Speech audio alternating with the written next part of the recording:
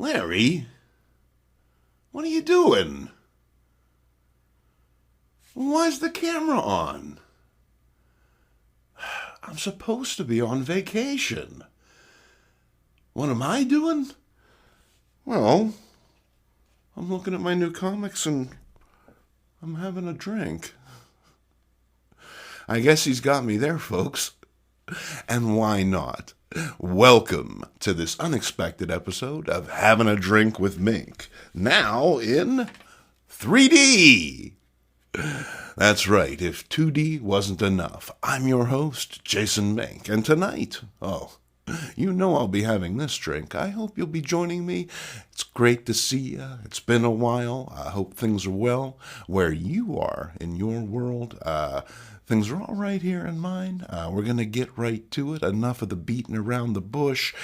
It all starts with that first little sip. Oh yeah, that little sip that says so much.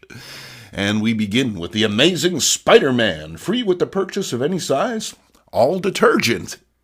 That's right, this is a nifty little promo comic that was given away in the 1980s. I had a copy of this way back in the day, and I lost it, and I was lucky enough to pick it up last weekend at a little convention that was happening out the way in Monroeville. First comic convention I've been to in an entire year.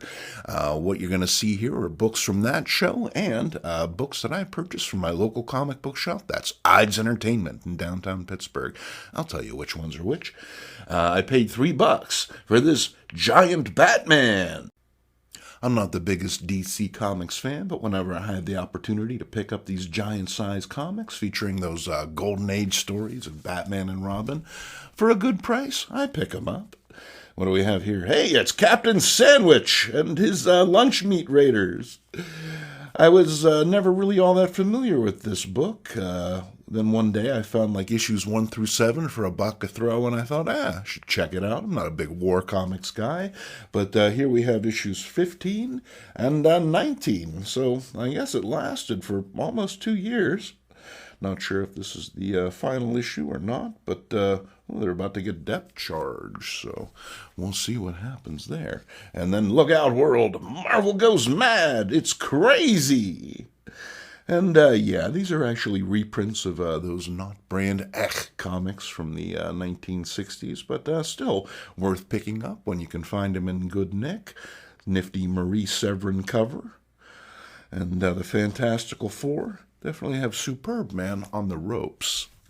And then we have, here comes Daredevil, the man without fear. And Daredevil, he's usually fighting street-level bad guys, gangsters and thugs. But here he's taking on some spooky aliens. Looks like the Vogons? Grab your towels and some peanuts because they're making way for the hyperspace bypass. I'll take a Pangalactic Gargle Blaster and a Babel Fish, please. Here comes Daredevil. This is number 61. And which one of us will be the one who destroys you, Daredevil? Mr. Hyde, Cobra, or the Jester? And, if you gotta be destroyed, I reckon you want some options in there for sure. Those are 3 good ones. Then we have, Marvel's The Defenders. This is issue number 2. That's right, another $3 book that I picked up. Not in the best of condition, but certainly good enough to stand in with the rest of my Defenders. Was a book that I was never all that crazy about as a kid, but these days, as an adult, I enjoy it just because the sheer wonkiness, the sheer 1970s-ness of it all. Then what do we have here? Fantasy Masterpieces number 7, at last! The previous 6 issues had been, I believe, Atlas Monster comics. But at last, the superheroes have made the scene. We have the original Human Torch, the Submariner, and Captain America bringing up the rear. Always happy to add those to the collection. Oops, sorry, how unprofessional of me. And then Here's one of those covers that people in the group will always bring up. They say, as a kid, I had this comic. It was a guy melting in front of people, and it was hideous. It's Forbidden Tales of Dark Mansion, The Man Who Waxed and Waned. And that is very cool. This was when DC was firing on all cylinders with their gothic titles of the 1970s, early 1970s. Marvel definitely couldn't touch him as far as that goes. Then we have 80-page giant Jimmy Olsen in Jimmy's Weirdest Adventures. Hey, I'll be the judge of that. Here's the Boy Witch Doctor. Oh, the giant turtle boy. That's right, I demanded it and DC delivered. We have a Captive of the Tiny Supermen, Jimmy's Deep Freeze Hoax, and the Elastic Baseball Star. That's an 80-page giant for $3. Holy cow, that's 5 big stories. I'm all in. Then we have, following up on the DCs, we have Superman's girlfriend, Lois Lane. And what's going on here? Ivy wed Satan. For being Superman's girlfriend, she sure does marry a lot of other guys. Soups can just stand there and watch, but heck, she makes it look good, doesn't she? You know, having a set of hooves, sort of a weird thing, but if you have a well-turned calf, like Lois, you can pull it off. Then we have this nice Lois Lane in space. And look at her go. Look at Superman go, chasing after an empty costume. What a dolt, huh? Oops. We got a little slidage going on here, so we'll put these down. And then what's next? Oh, speaking of Lois, it's Lois Lane number 124, and a stunning Bob Oxner cover. That's right, Bob, definitely one of DC's big assets in the early 1970s. The man knew emotion. Then we have Marvel Collector's Items Classics number 1. That's right, and yes, I paid $3 for this. It was a guy. Not a lot of dealers at this show, but one guy in particular. He had bins and bins of $3 comics, and if you dug, well, you could find prizes like this. Now, granted, it is ripped pretty much all the way across the front of the cover, but I've looked through it. The stories are intact. What do you get for your $3? Well, you get the Skrulls from Outer Space, the first appearance of Doc Ock, Ant-Man, and it looks like Odin's on a tear. He's been into the malt liquor again. Oh, boy. So, yeah, thrilled to have that. Then we have Marvel Team-Up, Spider-Man, and the Savage Submariner. It's a 20-center. These are cool, these early Marvel Team-Ups, because you never know what's going to happen. Spidey sometimes gets the crap beaten out of him. As seen here. And then we have, oh, this was a little bonus. Somehow this snuck into the $3 bin. That's what I paid for, and actually I paid a little less because the guy cut me a break because, hey, I bought a bunch of comics. This was originally $10. It's a Man-Thing, the most startling deal of them all. Happy to add issue number 4 to my collection of Man-Thing comics. Then we have a Monsters on the Prowl. If there are any autograph experts out there, maybe you can tell me who signed this. I can't quite make it out. Who knows? Maybe it's the Colossus himself. And here he is wrecking things up. Oh, man, don't smash our red planes. Those are our funnest planes. And then, don't yield back shield. This is number 13. New. It's the Super Patriot. No, not that one. Or that one. It's the first one. And as I said in the group a few days back, he looks like a bomb pop tie-in. Definitely one of the tastiest looking supervillains out there. Then what do we have? It's Rima, the Jungle Girl, number 2. Jagged lightning on a moonlit hillside. And, here comes Edgar Winter. Look out. The 70s were a wild time. And then, speaking of wild times, in the 70s, it's Werewolf by Night and Death Battle with the Brute. Now, I've never seen the Brute again, so I assume the werewolf won that death battle. Then we have Archie's Joke Book. That's right. And that's what I call quick-drying paint. Oh, Juggy, you nut. And then we have King Size, Tower of Shadows, Don't Dare Miss, The Hungry One. And I picked this one up from Ides Entertainment in downtown Pittsburgh. And they just enjoyed a new lease on life. There was some question as to whether the store was going to still be around after the passing of owner Greg Ide, but it turns out that Jim and Kenny, longtime employees, have picked up the reins, and so it looks like, with luck, Ides will be around for a little while longer. So if you've ever been considering coming to Pittsburgh, dropping in on the old guys who like old comics, and checking out Ides, well, you have another chance, partner. But hey, get down here, because life is short. What next? Then we have, more Archie's joke book. Oh, geez. There are times when Betty veers dangerously close to Silence of the Lambs territory. Her Archie hanger, very Hannibal Lecter-esque. Fun stuff, though. Fun stuff. Then we have, Skywald's The Bravados. Now, Skywald, some of you may know from their magazines, the Skywald Horror Mood. And they dipped their toe in the comics pool as well. We actually talked about Skywald's. Am I getting a glare, Larry? Yes? I should probably take these out of the bags. At any rate, I talked about Skywald's The Heap in a previous Comics for Breakfast. I figured I'd check this out. This is issue number 1, and we've got 4 characters to get invested in before they, quit publishing them, I guess. Then, I'm a big crime comics fan. Well, we have those notorious 1940s EC comics, War Against Crime, number 2 and number 9. Then what next? It's Pep. Haven't you heard of a happening, Daddy? Yes, but why is it happening to me? Oh, man. And here's Betty in Birth of a Fetish. A lot of weird stuff. A lot of weird fetishes probably found their genesis on Archie Comics covers. Here's The Silver Surfer in Worlds Without End. And this is one of those double-size comics from back in the day. Pretty nifty. Yes, it's coverless, but I think I paid $3 for this as well. Can't go wrong. Although I gotta say, every time I see it, I feel tempted to, add a little lipstick, some rouge, some eyeshadow. Never felt like doing that to a Kirby Silver Surfer. Then we have a Submariner Special number 2. That's right, 3 of Namor's greatest epics. And if you know Namor, well, that's really saying something. Then we have, The Frankenstein Monster Runs Amok.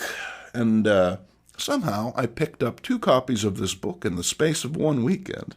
But I paid $3 each time, so $6, double amok. I guess it's worthwhile.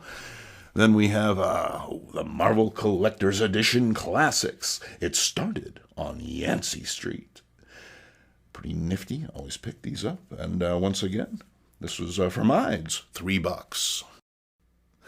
Next up, I'm a nut for the yellow Daredevil costume, and here it is in all its glory. Can the desperate Daredevil survive the power of the mysterious Purple Man? Then what do we have here? It's Marvel's Greatest Comics. This is issue number 49, reprinting some of those Fantastic Four stories. The Mystery, What Lurks Behind the Beehive. Well, if you ever were in Pittsburgh in the 1990s, it's a bunch of stoners playing their acoustic guitars. And then we have Marvel's Greatest Comics number 47, and the Sentry Sister. Oh, the Sentry Sinister. You go, girl. Then we have Marvel's Greatest Comics, The Monster from the Lost Lagoon. And The Thinker and His Androids of Death. Oh, and they're bad news, because they got no pupils. If you ever see me with no pupils, head for the hills, folks, because I've been co-opted. All right. Then we have Luke Cage, Power Man. Here he is, the most frightful villain ever, Mr. Fish. Nobody laughs at Mr. Fish. Well, we all know that's not true. We're going to cover Mr. Fish in a future Comics for Breakfast, so make it a point to get your hush puppies and your tartar sauce ready. A little wedge of lime should be fantastic. Next up, what do we have? It's Archie number 125. This is a fun little subgenre of Archie's monsters. Archie and Frankenstein here. I also have Archie and Veronica Meet the Creeps, Addams Family knockoff, and I hope to pick up the Jughead with the creature of the Black Lagoon coming out of the swimming pool. Gotta track that one down. Then we have Around the World with Archie. Here's the kids in their superhero guises. Archie as Pureheart the Powerful, Reggie as Evilheart, and Veronica looking adorable. Don't tell Midge I said that, though. Then we have the Avengers. Oh, and there he is again. It's the Sister Sentry, Captain Marvel, and this is the post-Kooky Quartet after Cap and Shellhead and Thor had left. We have the Vision, the Scarlet Witch, Quicksilver, and Muscly Joe. Boy, I wish they'd bring him back. What a cool character. Then we have Tower Comics. You are there as we find the enemy, fix the enemy, fight the enemy. I'm not a big war comics guy, but for $3, well, you know what they say. It's like a sore Peter. You just can't beat it. Then we have, this was apparently a tasty little number. I don't know how tasty it was. It was worth tasting. But, I don't know, a mouse didn't enjoy it quite so much. It only nibbled off the edge there. Maybe it prefers X-Men. We have Giant Size Hulk. This is, I think this is number 5, but this reprints annual number 1, if I'm not mistaken. If what the mice tell me is true.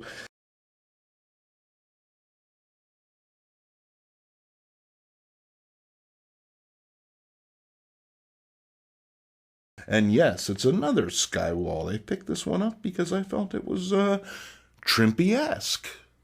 If you know what that means, well, cheers to you, my friends. And then what's next? It's Jughead. And, man, why are they always trying to get him to go out with someone who is so obviously his sister? I mean, it is clear that they share DNA. This is very, very wrong. But, hey, she seems to be having a good time. Maybe Juggy should go for her, huh? It's nice when you can make them laugh. Oh, speaking of laugh, and speaking of headaches, actually, here's Midge. She knows what's coming.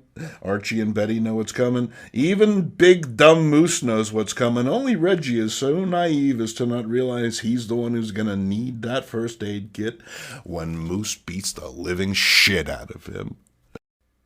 And then what do we have here? It's Pep. Archie promised me a diamond for my birthday. And sure enough, he's going through with it. It's a diamond needle for her record player. And, yeah, that's fine, but sooner or later you're going to need the Googlophonic stereo and the Moon Rock needle. Sounds like shit. Then we have another issue of Pep, the short-lived Western trend of the 1970s, like a Rhinestoned Cowboy. Getting songs and letters from people I don't even know.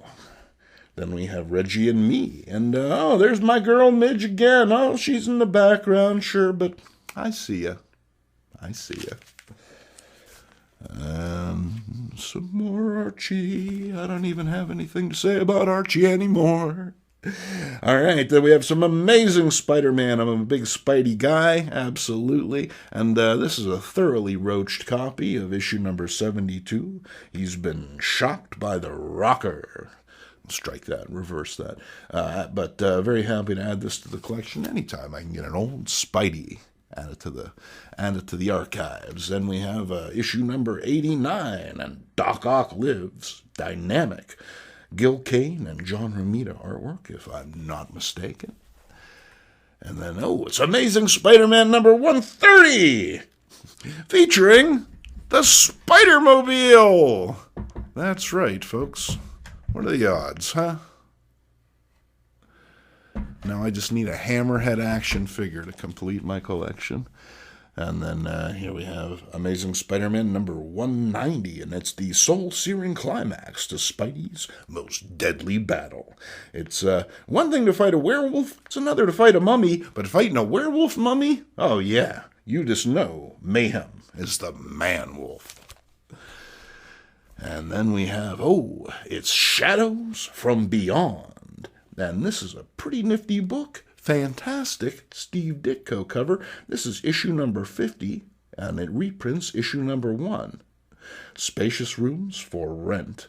And I just had to have it. Steve Ditko, a local fella. That's right. And we're going to wrap things up with the comic that you saw me looking at the beginning of the episode. And, of course, it's a 3D book. This is St. John's 3D, The House of Terror. And this features pre-code stories from Joe Kubert and another artist whose name, no matter how hard I try, I can't seem to retain. But features your 3D Super Sight goggles, and it's pretty dynamite. Very, very cool. I'm a sucker for this kind of thing. And when I saw it, well, it just kind of jumped out and grabbed me. But I don't know. Maybe it was the 3D glasses. Hey, thank you for joining us on this altogether spontaneous episode of Having a Drink with Mink. It's great to see you. I hope you have a fantastic weekend. Cheers, my friends.